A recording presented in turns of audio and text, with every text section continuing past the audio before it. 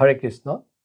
ইতিমধ্যে মই আপোনালোকক নৱদা ভক্তিৰ প্ৰথম ভাগ ভক্তি শ্ৰৱণৰ সম্পৰ্কে আলোচনা ৰাখিছিলোঁ। চমুকে আলোচনা ৰখা হৈছে যাতে আপোনালোকৰ ব্যস্ততাৰ মাজত সময় উলিয়াই শুনিব পাৰে। মই বৰ্তমান ইউৰোপৰ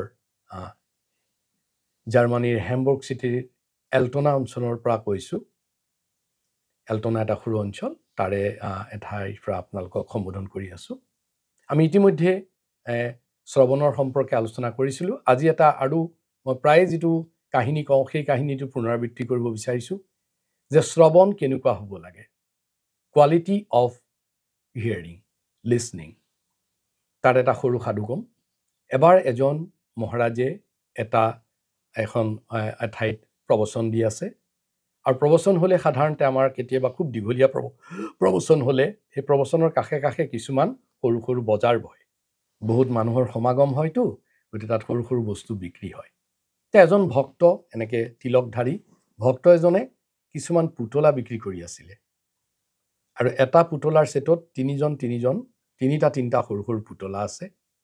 আৰু এই পুতলাবিলাকৰ দাম হৈছে, প্ৰথমটো যিটো পুতলা তাৰ দাম হৈছে 100 টকা, আৰু দ্বিতীয় যিটো পুতলা তাৰ দাম হৈছে 10 টকা, আৰু তৃতীয় পুতলাটো সেইটো হৈছে বিনামূলীয়াকৈ দিয়া যায়। অৰ্থাৎ প্ৰথমটোৰ 100 টকা দাম, দ্বিতীয়টোৰ দাম 10 টকা, আৰু তৃতীয়টো প্ৰথম আৰু দ্বিতীয়ৰ লগত বাই 2 get 1 free টাইপ। গতিকে আমাৰ আৰু এডাল তাঁৰ, এইখিনি বস্তু তেওঁ বিক্ৰী কৰি আছে। এজন মানুহৰ খুব কৌতূহল হ'ল। তেওঁ ক'লে যে তুমি যে 3 ধৰণৰ পুতলা বিক্ৰী কৰিছা আৰু দামবোৰ বেলেগ বেলেগ, দেখাততো আটাইবোৰ একে, কিবা বেলেগ বেলেগ পদাৰ্থৰে গঠিত নেকি?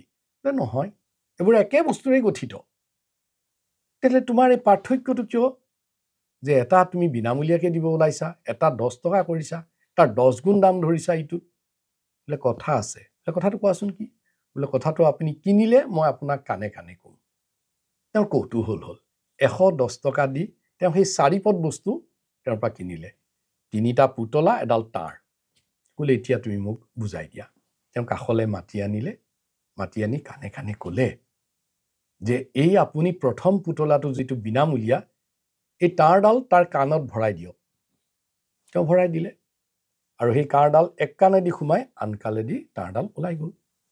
দেখিলে নহয়? বোলে দেখিলোঁ। তাৰপিছত ক'লে সেইডাল তাঁৰ এতিয়া আপুনি দ্বিতীয়টোৰ কাণত ভৰাই দিয়ক।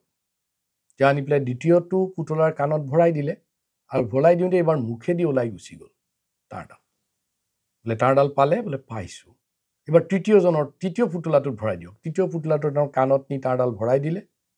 এইবাৰ এই কাণেদিও ওলাই যোৱা নাই, মুখেদিও ওলাই যোৱা নাই, এইডাল নোহোৱা হৈ গ'ল। তেওঁ ক'লে কথাটো কি? মইতো বুজা নাই। বোলে আপুনি হৰি কথা শুনি আহিছিলতো? বোলে আহিছোঁ। যে ইয়াত 3 প্ৰকাৰৰ শ্ৰোতা আছে। শ্ৰৱণম, শ্ৰোতা। প্ৰথম প্ৰকাৰৰ শ্ৰোতা হৈছে 3rd ক্লাছ, তৃতীয় শ্ৰেণী। মানে কিবা শুনিছে, এইফালেদি ওলাই গৈছে। অমনোযোগী শ্ৰৱণ, ইন আনএটেণ্টিভ লিছনিং। ইয়াৰ কোনো মূল্য নাই, সেইকাৰণে মইতো বিনা পইচা বুলি কৈছোঁ। হয়তো মূল্যবিহীন এইটো লৈ যাব পাৰে। দ্বিতীয়টো হৈছে চিলেক্টিভ লিছনিং, মানে কথাখিনিৰ পৰা বাছি বাছি নিজৰ যিটো ভাল লাগে এইখিনি শুনি পেলাই আকৌ যিখিনি কথা মাত্ৰ মনত থাকিলে সেইখিনি মুখেদি ক'ব ধৰিলে।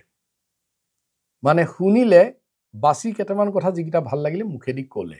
এইটো হৈছে 2nd ক্লাছ। শুনিছে কিন্তু নিজৰ ভাল লগাখিনি বাছি লৈছে। আৰু তৃতীয় প্ৰকাৰৰ শ্ৰোতা হৈছে খুব মনোযোগ দি শুনিলে আৰু হৃদয়ংগম কৰিলে। গতিকে তেওঁৰ কথাখিনি শুনিলে, ওলাইতো যোৱাই নাই, মুখেদি ক'বলৈও তেওঁ ইচ্ছা কৰা নাই, সেইখিনি তেওঁ হৃদয়ংগম কৰিছে। এইটো হৈছে হাইয়েষ্ট ক্লাছ, আটাইতকৈ উচ্চ স্তৰৰ শ্ৰৱণ। আমাৰ শ্ৰৱণ হ'ব লাগে এই তৃতীয় প্ৰকাৰৰ পুতলাৰ দৰে। হৰে কৃষ্ণ। হৰে কৃষ্ণ। আমি ইতিমধ্যে শ্ৰৱণৰ সম্পৰ্কে কথা ৰাখিছোঁ। আৰু এটা আপোনালোকক খুব মধুৰ শ্ৰৱণৰ বিষয়ে কাহিনী ক'ব বিচাৰিছোঁ।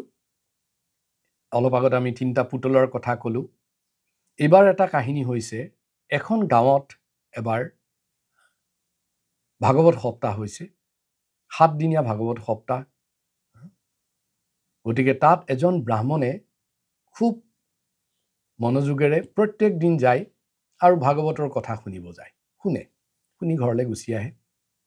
আহি পেলাই তেওঁৰ পৰিবাৰ ল'ৰা ছোৱালীবিলাকক যিখিনি কথা শুনিলে তাৰে কিছু কথা কয়, আকৌ যায়। প্ৰতিদিনে তেওঁ এইটো আখৰা কৰি আছে। তেওঁ যায়, আহি ঘৰত গোটেইখিনি কথা ক'ব চেষ্টা কৰে। শেষৰ দিনা যেতিয়া তেওঁ, শেষৰ আগদিনা যেতিয়া তেওঁ যাব ওলাইছে, তেওঁ ঘৰত এটা পোহনীয়া ভাটৌ আছিলে। এই ভাটৌটোৱে তেওঁক মাত দিছে যে, হে ব্ৰাহ্মণদেৱ, আপুনি আজিও এতিয়া হৰি কথা শুনিবলৈ যায়? বোলে হয়। বোলে আপুনি দয়া কৰি মোক অলপ কৃপা কৰকচোন। বোলে কোৱাচোন কি? যে আপুনি গৈ যিজন ভাগৱত বক্তা তেওঁক এটা কথা সুধিব। এতিয়া ব্ৰাহ্মণক খুব ভাল লাগিলে। তেওঁ ভাবিলে যে মই যে এই হৰি কথা মোৰ পৰিয়ালৰ সকলোকে কৈ আছো, এই ভাটৌটোও কথাখিনি শুনিছে, তেওঁ বৰ ভাল শ্ৰোতা। যাই হওক, তেওঁ ভাল লাগিলে তাৰ যিটো উপলব্ধি ভাটৌটোৰ।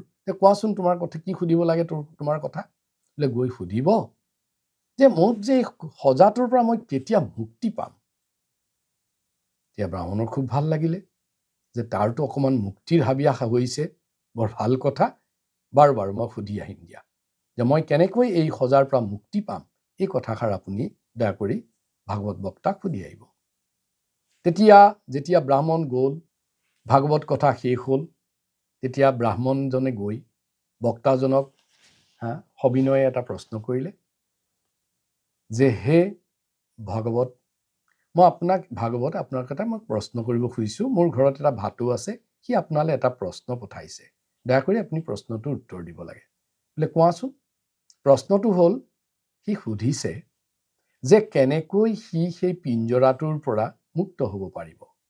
এই কথাষাৰ শুনাৰ লগে লগে ভাগৱত বক্তাজন মূৰ্ছিত হৈ পৰি গ'ল। তো হুলস্থুল লাগিল, সকলোৱে আহি তেওঁৰ মূৰত পানী দিব ধৰিলে, মুখত মাত নাইকিয়া হ'ল। ব্ৰাহ্মণজনে খুব দুখ অনুভৱ কৰিলে, মোৰ যে এই কথাটোৰ কাৰণে তেওঁৰ আজি এই অৱস্থা হ'ল।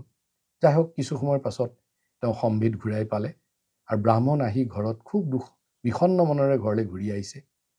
আহি ভাটৌটোৱে তেওঁক সুধিছে যে, প্ৰভু, আপুনি মোৰ প্ৰশ্নটো উত্থাপন কৰিছিল নে? বোলে কৰিছিলোঁ। বোলে উত্তৰ পালেনে? বোলে কি ক'বা, বৰ দুখৰ কথা, উত্তৰ দিয়াৰটো দূৰৰে কথা, তোমাৰ প্ৰশ্নটো শুনাৰ পাছত তেওঁ এনেকৈ মূৰ্ছিত হৈ পৰি গ'ল। আমিতো তেওঁ মাত ঘূৰাই আনিবৰ কাৰণে বহু চেষ্টা কৰিছোঁ, এনেকুৱা এটা অৱস্থাৰ সৃষ্টি হ'ল, কি ক'বা। গতিকে মই কাইলৈ আকৌ যাম, তোমাৰ প্ৰশ্নটোৰ উত্তৰ পাওঁ নেকি চেষ্টা কৰিম। আজি গতিকে তুমি শুই থাকা, ময়ো শুওঁগৈ বুলি শুলেগৈ। ৰাতিপুৱা ব্ৰাহ্মণদেৱ আকৌ ওলালে হৰিকথা শুনিবলৈ যাব, আৰু যাবৰ সময়ত তেওঁ ভাটৌটোৰ ওচৰত গৈ যে তেওঁক কথাটো যে সুধিব এবাৰ কৈ যাব বুলি যাই দেখে ভাটৌটো তাতে মৰি আছে। ব্ৰাহ্মণে মনত বৰ দুখ পালে যে যোৱাকালি মই এটা প্ৰশ্ন কৰিলোঁ, তাৰ ফলত প্ৰভু ভাগৱত বক্তাৰ এই দুৰ্দশাটো হ'ল, আৰু আহি মই সেই কথাখিনি এওঁক কওঁতে ভাটৌটো বেচেৰাই দেহত্যাগ কৰিলে। তেতিয়া ব্ৰাহ্মণে দৰ্জাখন খুলি ভাটৌটো হাতলৈ উলিয়াই আনিছে, মৃত ভাটৌটো। এতিয়া লাহেকৈ ভাটৌটোৱে তেওঁৰ হাতৰ পৰা উৰি গুচি গ'ল। এতিয়া ব্ৰাহ্মণে ভাবিলে যে এইটো কি হ'ল ঘটনাটো।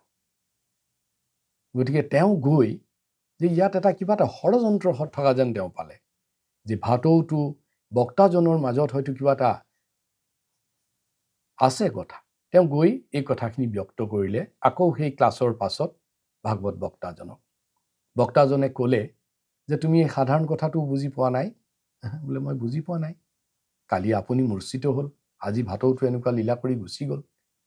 বোলে মই মোৰ উত্তৰখিনি মুখেৰে দিয়া নাই, কাৰ্যৰে দিছিলোঁ, আৰু তুমি গৈ যেতিয়া তেওঁক ক'লা, তেওঁ কথাটো বুজি পালে যে কেনেকৈ যাব লাগিব, গতিকে তেওঁ মূৰ্ছিত হৈ পৰি গ'ল, আৰু তুমি যেতিয়াই দৰ্জাখন খুলি দিলা লগে লগে তেওঁ ওলাই গুচি গ'ল। গতিকে তেওঁ মুক্তি হোৱাৰ পথটো বুদ্ধিৰে বুজি পালে। গতিকে তুমি ইমান দিন কথাটো বুজি পোৱা নাই এই কাৰণেই যে তুমি কথা শুনিছা, কিন্তু তোমাৰ বুদ্ধি তুমি ব্যৱহাৰ কৰা নাই।